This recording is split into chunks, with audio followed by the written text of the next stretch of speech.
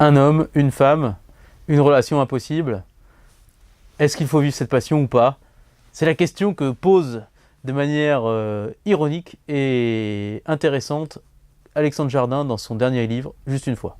Juste une fois d'Alexandre Jardin, c'est vraiment le livre très sympathique autour des variations sur la passion, sur l'amour et sur finalement qu'est-ce qui nous meut, qu'est-ce qui nous retient de vivre nos passions, de vivre nos pulsions parfois.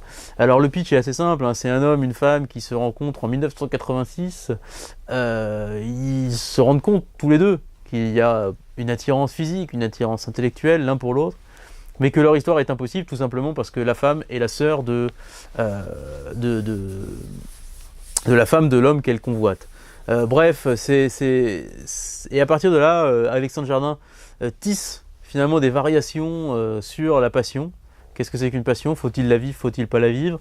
Et si on la vit, est-ce qu'il faut la vivre qu'une fois ou au contraire la vivre comme une passion de manière au grand jour et ainsi de suite? Et tout ça c'est fait de manière assez impressionniste. Ça se passe au Québec, donc finalement c'est en québécois, hein, donc le québécois c'est du français mais avec quelques expressions comme tabernacle ou des choses comme ça qui sont instillées dans le livre. Et on passe un très très bon moment de lecture et en même temps on réfléchit un petit peu à tout ça. Et moi, si ça m'arrivait, si finalement je croisais une femme et que je me disais, et je savais qu'il y avait une histoire possible, une passion possible avec elle, est-ce qu'il faut assouvir cette passion en faisant l'amour une fois avec elle, une seule fois, en passant un moment une seule fois avec elle, ou pas?